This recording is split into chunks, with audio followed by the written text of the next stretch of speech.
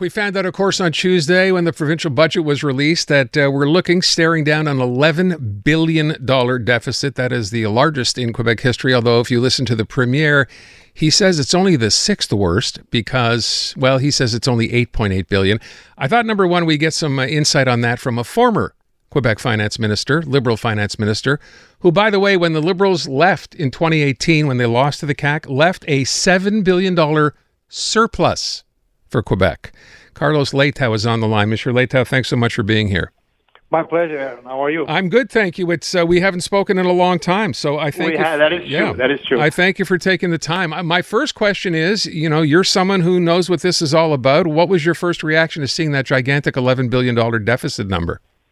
Frankly, I was surprised. I knew that it was going to be more than what they had said back in November when they had the update. I knew it was going to be more than that, but I was surprised to see the extent of the hole, and I think the main reason for that is the spending. I think spending is, I don't want to say out of control, but let's say this government has spent quite a bit of money. And that spending, by the way, is not stopping, I think, in this budget as well. There's a very big number. I think it's over $4 billion, perhaps. Mm-hmm. Could be wrong. Yep. I want to know what you think. We're kind of laughing at the Premier yesterday, who obviously doesn't want to wear, the crown of the biggest deficit ever in Quebec history, who famously went ahead and said, and I'm sure you heard this, but I think it's worth playing again. He said this. It's not 11 billion. It's 8.8 billion. Okay. So he's saying that, no, whenever you report a deficit, this is the way it's reported. Is he right? We don't want to get into a question of numbers, but the way we have been reporting budget balances in Quebec for at least the past 10 years is the one that includes the contributions to the Generations Fund. So now it's too clever of him now to try and then do it another way. But no, the 11 billion, that's what it is, and it's consistently what the way Quebec has been doing public accounts for at least the past 10 years. Yeah, I think the last government he referred to, he said when he tried to compare it as only the sixth worst was back in 1997.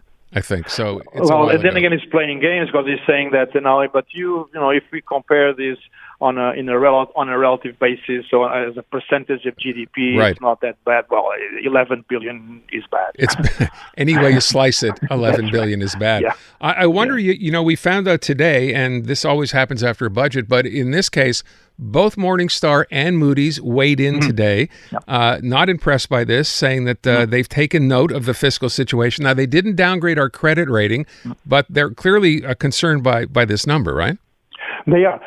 But I think what concerns them even more than that is the fact that the minister chose, and he was very clear about this, that surprised me too, it chose not to have a plan to return to balance. It says, things are so uncertain at this point that we'll come up with a plan next year. At the next budget, March 25, then we have a plan. I mean, that doesn't make any sense, and I think that is what the ratings agencies are concerned.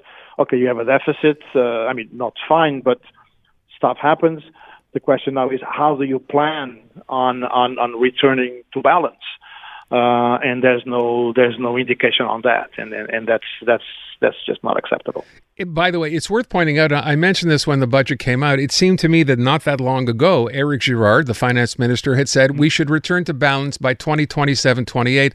Then all of a sudden, when the budget is released, surprise, surprise, I meant 2029, 2030. That's right, because again, for the past 10 years or so, it was always, sometimes you could have a deficit, for whatever unforeseen circumstances, which is not the case now. But anyways, let's say there's something happens, you do have a deficit, but then you have to return to balance there was a 5-year horizon to return to balance. At this time around, there's no plan, and the 5-year horizon is out the window. So it's a double whammy, and that is, in my opinion, that is what worries the ratings agencies, because we're going back to the good old days of saying, economic growth will eventually get us out of the deficit. Well, that's what got us into trouble in the first place from the 1990s on. So let's not go back there. And you have to wonder, and I think people will realize this idea of projecting what the economy is going to be like in a year, we're obviously expecting interest rates to at least begin to fall. Do you think the projections from what you've seen are realistic? I think the projections for 2024 are relatively realistic. It's only 0.6% growth. It's not much. So basically, the economy is stagnant. But they are already anticipating for 2025 growth of, I think, is 1.7%. I think at this point, that is, in my opinion, a little rosy. And the minister even went beyond that and said that, oh, well, by the second half of 24, given that interest rates will be dropping, the economy will start to return to full capacity. No. That's not going to happen. It's not going to happen that fast. I think 2025 is still going to be a relatively weak year in terms of economic growth.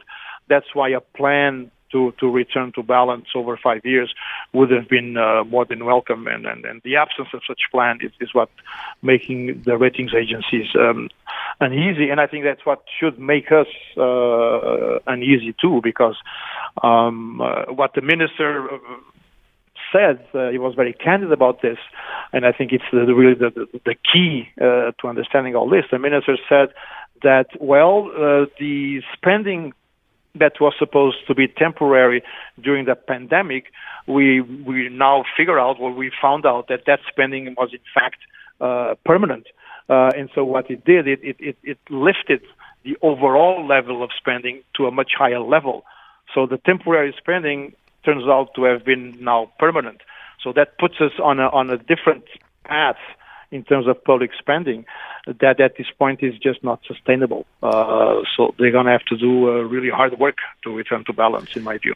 Mr. Leitao, I want to thank you for taking the time. It's a pleasure to speak to you again. Are you sure you don't want to come back into politics? No, thank you. Okay. But don't hesitate. Any other time you wish to talk about that or any other issue, I'll be pleased to. Thank you so much. Appreciate it.